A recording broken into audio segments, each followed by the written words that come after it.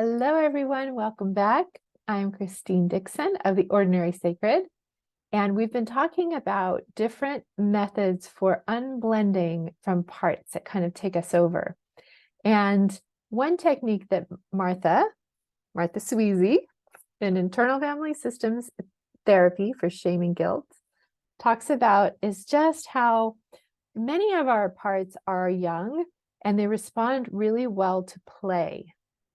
There's all kinds of little games you can play with them where you can imagine rolling a ball from the self to the part, and they can send a message to you and you can send a message back to them. Depending on the developmental age of the part, really determines kind of how we parent them inside, right? If it's an infant, we might actually rock back and forth. We might get in a fetal position. We might stroke our hair. If it's a teenage part, we might just sit and listen and let them vent, right? But especially these young parts, they like to play. So I'm going to give you this wonderful example that illustrates so many things from Martha's book with her client, Josh. And it's all about play. So this is called Josh Dares to Get His Way. The following example illustrates how each of these assumptions that she says above, that parts are like people. They have feelings and they have different developmental levels. And parts are also not like people because they can travel through time, they can adopt endless variety of appearances, they can move around in the body, they can leave altogether. Also that parts come online developmentally and they stay with us. That all protective parts aim to help us, that protective behavior is motivated and purposeful. And in contrast, exiles are largely reactive and motivated to get help. So protectors are trying to protect and help, and exiles are trying to get help. So that's what she's referring to when she says these assumptions affect a therapist's interaction with their client's parts. So Josh is a 67-year-old cisgender heterosexual Russian Jewish American widower. 2 years after his wife died, he came to therapy saying that he was depressed. So Josh's manager brings him into therapy and says, Sarah, his wife, and I got together when we were 16. I was shy. She made friends, organized our social life, cooked, moved the furniture around, kept the kids going. She ran the PTO when they were in school. That's who she was. If I'd gone first, she'd be dating 4 different guys right now with a checklist to decide which was a keeper. Martha says, what are your days like without her? So bringing it to what's going on for you right now. Josh's manager continues, I retired when she got sick, so I'm not busy now. I lie in bed and wonder if I should get up. When I do get up, I wonder if I should go downstairs. And so Martha says, what is it like to lie in bed? And she makes a note that this question is neutral. Although he did use the word depression, I do not assume, Martha says, that he is describing something negative. At this point, I'm just curious about his internal experience. So what's it like for you when you lay in bed? Josh says, I like it. But then I think, shouldn't I have some purpose in life? Maybe I should volunteer. Maybe I should date. So you hear those shoulds. Those are usually managers trying to get Josh out of bed to be the good person, do the right thing. And those parts are polarized. The parts trying to get him out of bed and the parts wanting to stay in bed. So Martha says, one part of you likes to lie in bed and another part wants you to volunteer or date. She's just reflecting back what she's hearing. And Josh says, yes. And Martha says, what is the best thing about lying in bed? So she's trying to talk to the part that wants to keep Josh in bed and really understand their motivation. So she calls this part Josh's playful part and his guilty part. So you'll see the interaction here. Josh says, I'm free. I feel guilty saying that. Okay. So as a practitioner, it's really helpful for us to be able to understand that when a client or anybody in front of us is talking, sometimes they'll talk back and forth between parts, right? When I feel like, where when I stay in bed, I feel free, but I feel guilty even saying that. So there's a part guilting that part for staying in bed, and they're kind of going back and forth. Now that I think about it, I took advantage of Sarah. I let her handle things because she did it so well. Sometimes I even resented her. I feel bad about that. Okay, so there's a part that let Sarah do these things, and another part that guilts that and says you took advantage of her. And a part that may be the same part or different part that resented her, and then a part that feels bad about that, right? So there's a cluster of parts here. And Martha says, I hear different parts. You have parts who relied on Sarah's strengths and a part who maybe felt overshadowed by her at times. That part may be enjoying this opportunity to lie around in bed. Do you think? Josh nods. I like a question that I learned from Martha Beck in her training of tell me where I'm wrong, right? Because as a therapist or coach, we're making, we're saying our hunch, like these are the parts that I'm seeing. This is what it seems like the part's feeling. Is that true? Tell me where I'm wrong. And we really are wanting the client to correct us if it's not right. Martha goes on, but another part feels guilty about that, as if by enjoying the freedom, you are criticizing Sarah. Yeah. Yeah, a lot of parts going on in Josh. Josh says, that's right. I never thought of it that way. And Martha says, shall we get all these parts together to talk it over with you? Josh says, with me? And Martha says, yes, you are the one who is noticing them. This sounds like a first session because he's not familiar yet with all this language. He's taking it well, though. And Josh says, oh, okay, right, yes. So Martha says, invite everyone who wants to talk to come to a table and make it expandable, right? As many parts as want to come, because she's noticing a lot of parts here. And Josh says, yes. Someone else in my IFS consultation group was asking, what do you do when there's so many parts at once? This is a really great thing to do, is invite them all to come to a table, because we're not trying to get rid of any of them. We're going to likely focus in intently on one at a time, but we can start with a wide perspective of who all is here. Everyone's welcome. You know, come to the table. The table's big enough for all of you. All right. So Martha says, do you see them? And it sounds like Josh is visual, and he laughs and says, one is a sloth. It's hanging from the back of a chair, and another is an old-fashioned school teacher with a ruler. He is 7. And then there's Tom and Huck lurking at the back. They won't sit down. And there's a bat flying in and out of the skylight above us. Okay, so Tom is taking to this very well.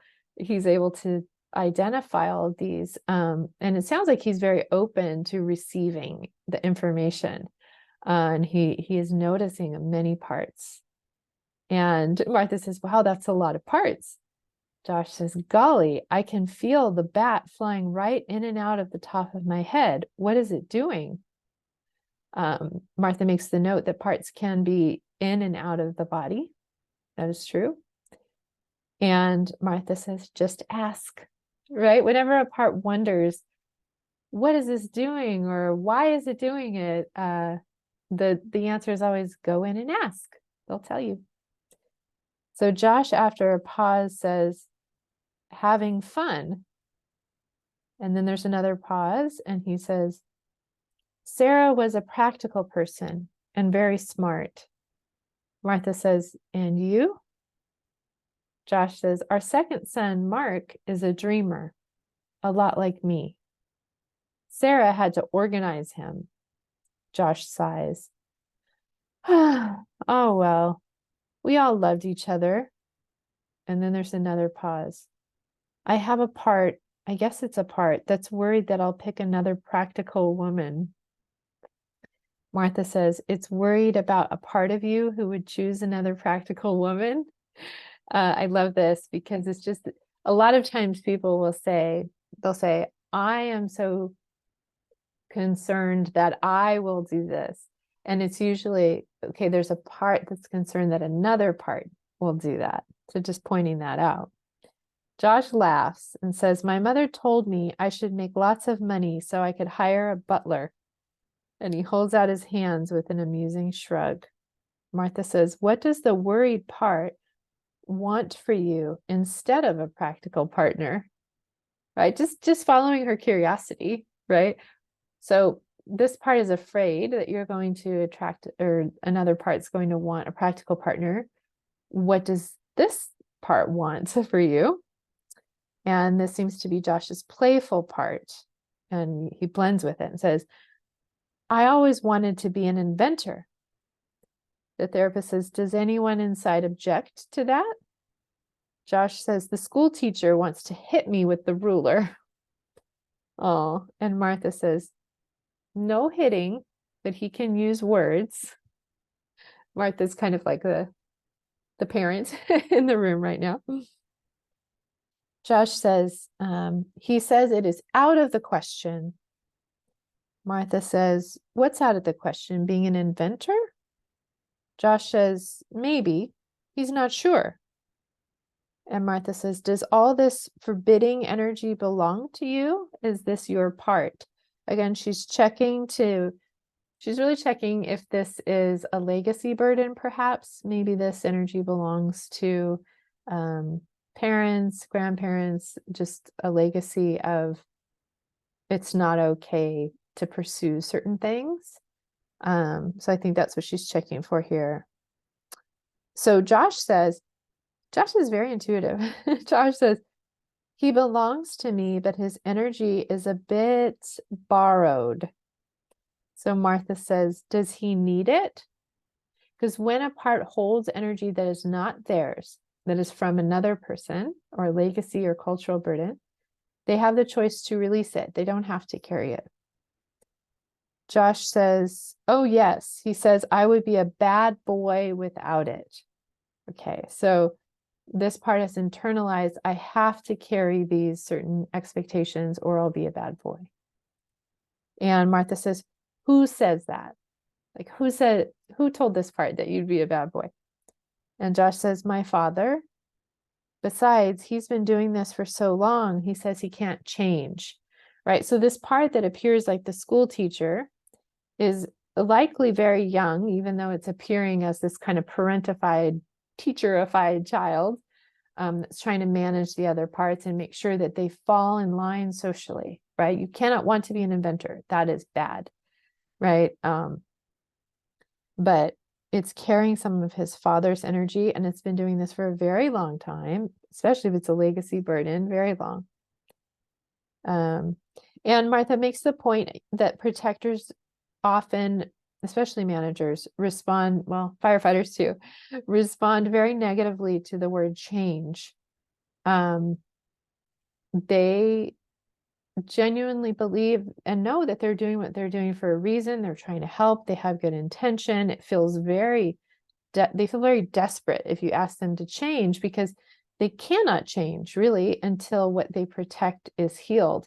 If another part comes in and forces them to stop doing what they're doing, it'll just morph into something else. They'll just go to a different kind of strategy because their aim is really to protect this young, vulnerable one. So that one, the vulnerable one underneath, needs to be helped and healed first. And then they can naturally release this job that they're doing and do whatever they would like to do instead.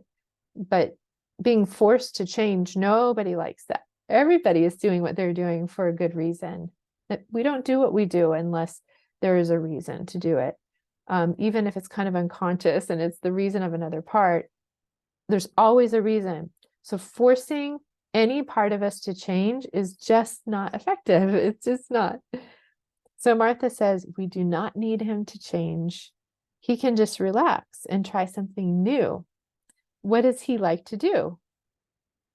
So Martha makes the note that she cancels the word change, which Josh is the one who used first, and skips to a hypothetical positive outcome that includes having choices. All parts and people want the freedom of choice. Josh says he doesn't know, maybe nothing. And that sometimes that parts for a while want to just rest and do nothing, and that's okay. Martha says, so if you could keep the dreamer part on track, would the teacher part be able to relax and do nothing? Josh says, maybe. He's very doubtful that I can help.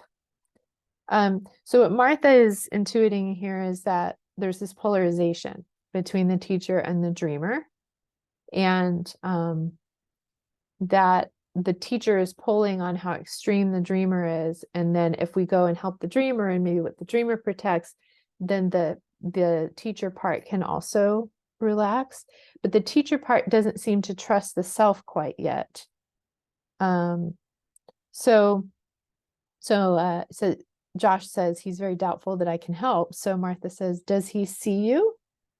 Josh says, yes. Martha says, does he know who you are?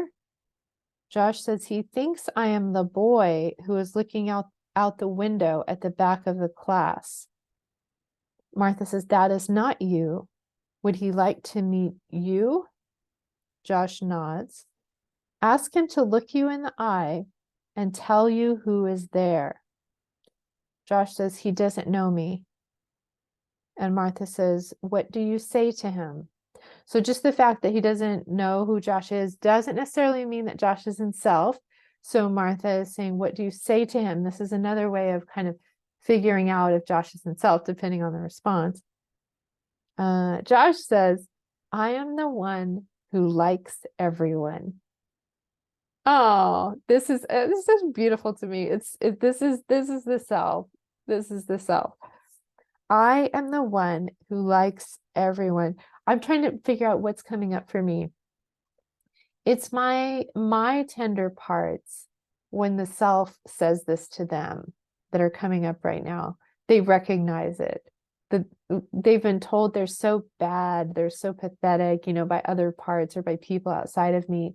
And the self comes in and it's just like, oh, I delight in you. I love you. You are so wonderful. I love all of you very genuinely. All right. So Josh is himself. I'm the one who likes everyone. I like the dreamy boy. I like Tom and Huck. I even like you. And he pauses. He says he's thinking that over. And Martha says, how long has he had this job? Josh says, since I was very little. And Martha makes the note that parts come online at different times and have different developmental levels. So Martha says, what are the pros and cons of doing this job for him? Because there usually are both pros and cons. Josh says he thinks he needs to keep me in order, but other parts don't appreciate him. So the con is it's kind of this thankless job, right? Other parts don't like. And so Martha says, so being this severe teacher guy has been kind of thankless. Josh says, true. I'll thank him. He really meant well. So you can tell this is Josh's self really appreciating this teacher part. And Martha says, how would he like a vacation? Josh says he would go for that. And Martha says he could see how you do for a while if he takes a break. So this is kind of offering an experiment. What if he took just a short vacation and could see how you do working with this exile and with the dreamer part? Josh says yes, and then he chortles and says, I'm afraid his class is planning to graduate, whether he likes it or not. He looks upset, but I am telling him that everything will be okay. And then the last note that Martha says is that unlucky kids get to work instead of playing. Lucky adults get to play at work. So when these hardworking, young, parentified, teacherified parts have this secure attachment, this loving, appreciative relationship with the self, they can release their role naturally, they can rest, they can let the self take the lead, and they can be children again. They can play again. And so even as adults, when we heal our inner parts, we often have renewed access to play, to allowing ourselves to be free, to be playful, to be present, to enjoy our lives. We have access to energy and more youthfulness. That's a byproduct of healing. So if you have any questions about that example or comments, go ahead and leave them in the comment section below.